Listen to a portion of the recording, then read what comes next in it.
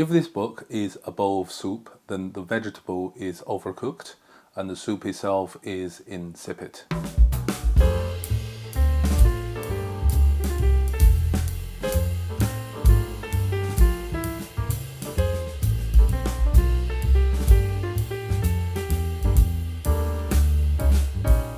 Hello everyone, welcome to Harry's Book Cafe. Today let's talk about this book, The Fried Green Tomato at Whistle Stop Cafe. It is a mouthful of a title. This is the second time I'm trying to review this book because the first time I completely failed. It's a book that's very, very difficult to surmise and review, so hopefully this time it will work out a little bit better. So before I purchased this book, I knew absolutely nothing about it whatsoever. I'd never heard of this book, never heard of the author, but the cover really attracted me and it was on sale for 99p for Kindle, so I thought, why not? Give it a try.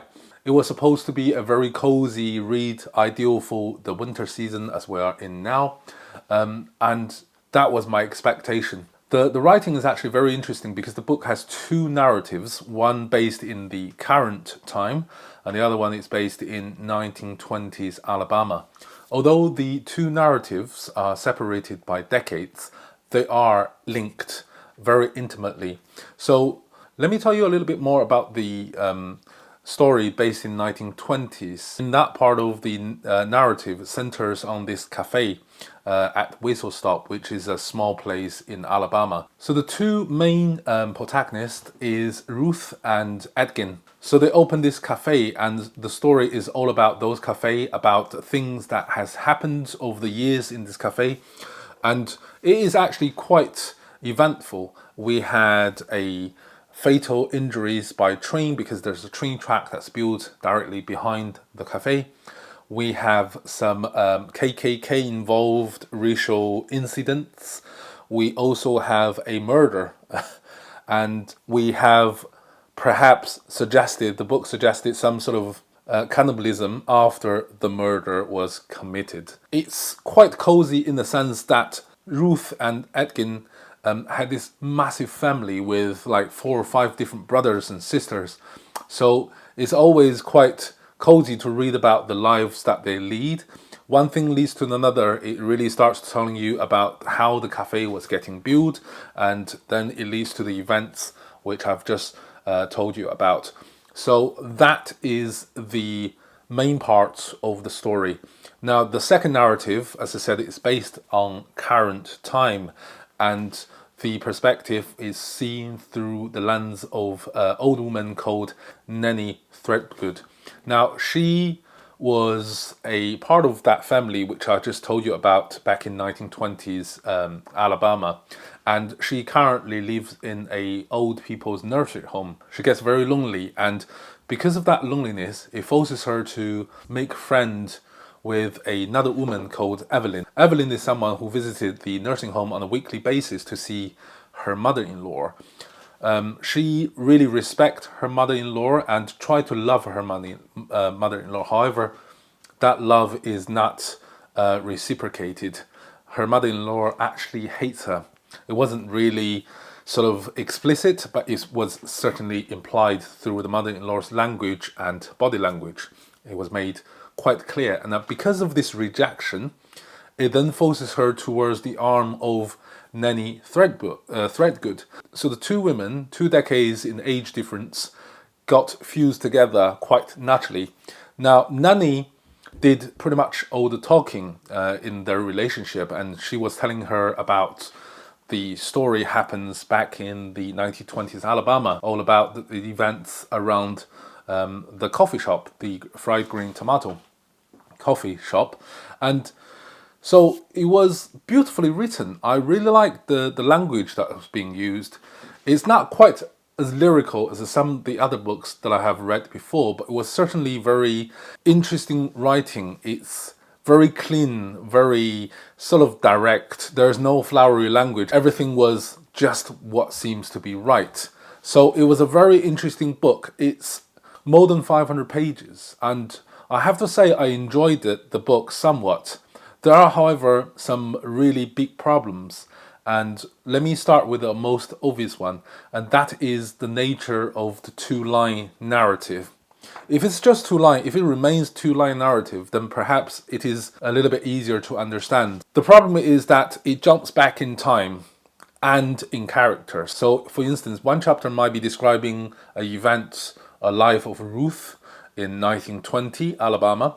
The next chapter might then focus on a periphery character and jump to 1936 in Alabama. The next chapter might then jump to Edgin in Birmingham, Alabama, 1941. So it not only jumps from character to character, it also jumps from year to year. So it gives that disjointed feeling. There's no smooth continuity. I always felt that a good story is being interrupted by cutting the line of time and also jumping around different characters. So that's my biggest problem.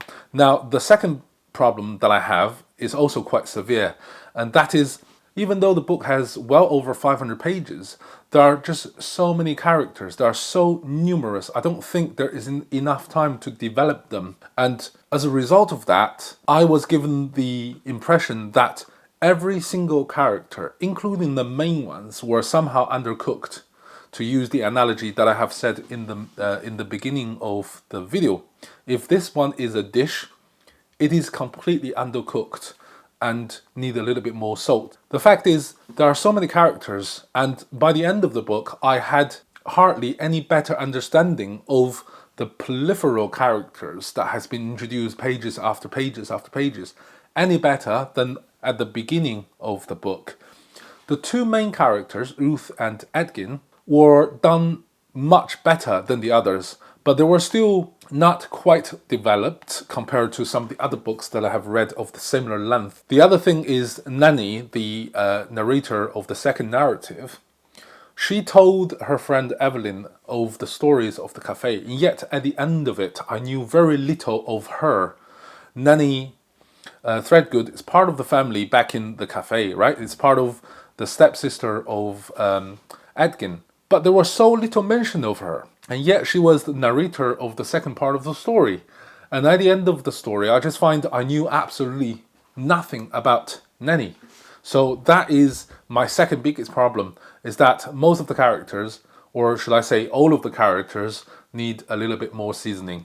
The third problem is, perhaps it's not a problem, but it was certainly some concern that other reviewers has put through in the Amazon reviews, and that is because it was based in the 1920s Alabama, there were certainly a lot of racial tension, and the usage of the N-words were quite numerous. In fact, it was inundated on certain pages of the book. That was a concern some reviewer has voiced, and I can agree to a certain extent, but the thing I can also understand is because it was written in that particular part of the history, in that particular part of the world, the N-word perhaps isn't necessary. My thing is that it can be reduced a little bit. You don't have to repeat that words again and again on quite so many pages. You can use different words to supplant those ones that have a really negative connotation. So that is the third problem of the book. Overall, what do I think about it? I certainly wouldn't read it again. It is, as I said, a well-written book. Certainly in terms of style, it was very interesting with the Jew narratives. As I said, the language chosen, the words chosen were succinct and to the point. And yet I just think the characters needs a lot more development. Would I recommend it? Perhaps. I still reserve that judgment. I think I'll give the book 3 stars. So whether or not that's something that's interesting to you, then you will have to read it to find out. If you really want to read it, I suggest you do it quickly, because it's still, as far as I'm concerned, today it is still on sale for 99p on Kindle. So even if you purchased it and you turned out not to like it, it's not really a big deal. I really do like the cover, and I wish the book can be a little bit better, because it's a shame to have a book this beautiful and yet turn out to be not as much as I have originally expected. But yeah, that's the end of this review. It's a quick one, and I hope you guys have enjoyed it. I hope my information provided something useful to you. And if that turned out to be the case, please give it a thumb up, comments, and subscribe. It really does help with a YouTube algorithm. And I hope you will come back soon to see the next video. Thank you very much, guys. Cheerio.